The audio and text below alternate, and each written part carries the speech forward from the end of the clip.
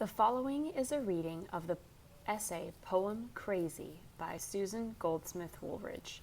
I'm sorry guys, I'm going to try to keep this from shaking too much, but my hand is not that steady, so I'm going to try. Here we go. Collecting words and creating a word pool. I have a strong gathering instinct. I collect boxes, hats, rusty flattened bottle caps for collages, and creak-worn sticks to color with my board of barrel Prismacolor pencils.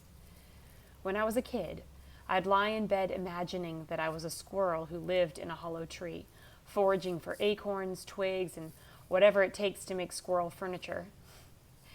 Most of us have collections.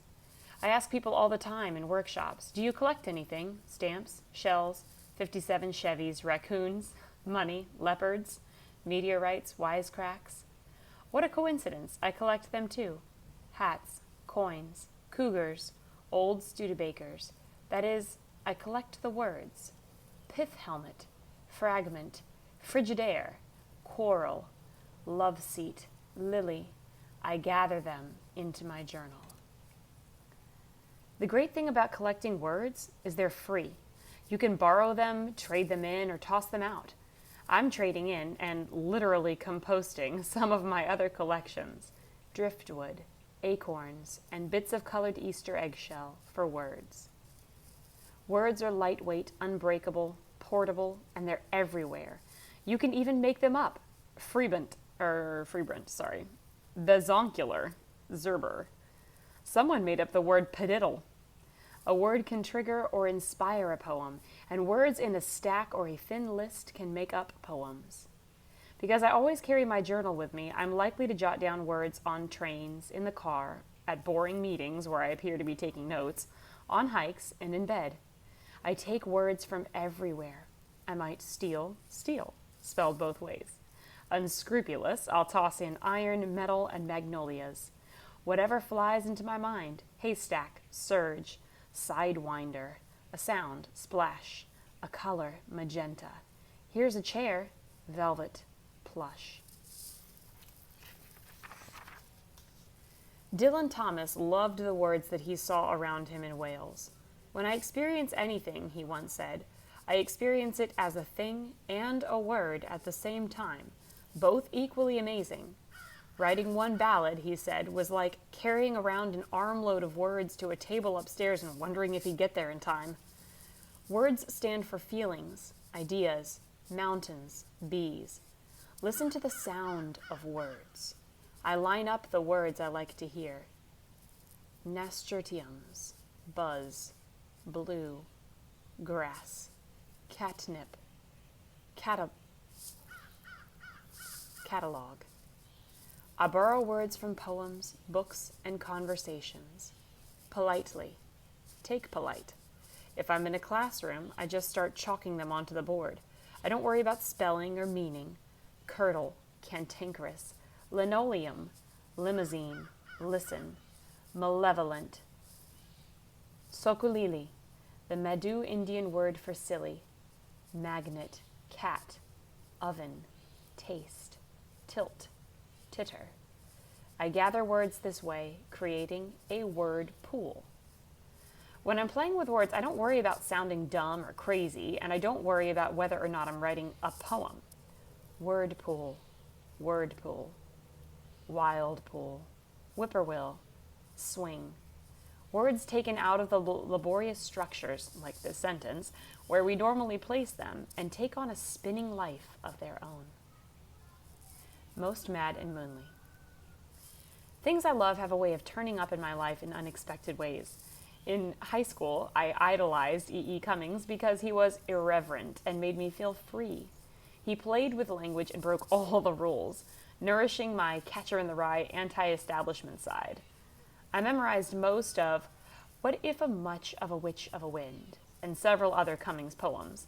My favorite for years was Somewhere I Have Never Traveled, with the unexpected line that moved me most, and no one, not even the rain, has such small hands. During my freshman year of college in New York City, I met a Columbia student named Simon Roosevelt, who played Lysander in a production of A Midsummer Night's Dream. I painted viney leaves for the set as part of the stage crew, and that played loud rock music all hours of the night. I helped mend and fit costumes, happiest hanging out behind the scenes. Simon and I went to the movies and studied together in the Columbia Library. One evening I noticed a worn photo of E. E. Cummings in Simon's wallet. He was my grandfather, Simon told me. E. E. Cummings, who died while I was in high school, was turning up again in my world. Life can be like a poem that way, with the unexpected appearing in the room, not just the page.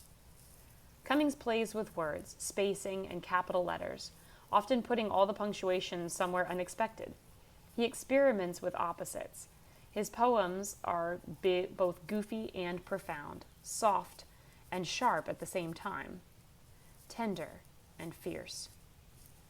What if a much of a witch of a wind opens gently, but soon we're shocked as the wind bloodies with dizzying leaves the sun and yanks immortal stars awry. Cummings' words, often like the trail of an acrobat tumbling down the page, invite us to put our words down. Filled with open white space, his poems leave room for us to enter. We feel we can do this too. Cummings' writing inspired a passion in me to create my own world, poke around and explore my boundaries, see how many shades of unnamed color and sound I might find there. Cummings reminds me to allow poems to swagger, soar, or tiptoe in unexpectedly. I need to be open and ready for them. Poems aren't written from ideas like essays, and they're not overly controlled. In a poem's most mad and moonly spell out of time, I can break rules and expectations about who I am, as well as about writing.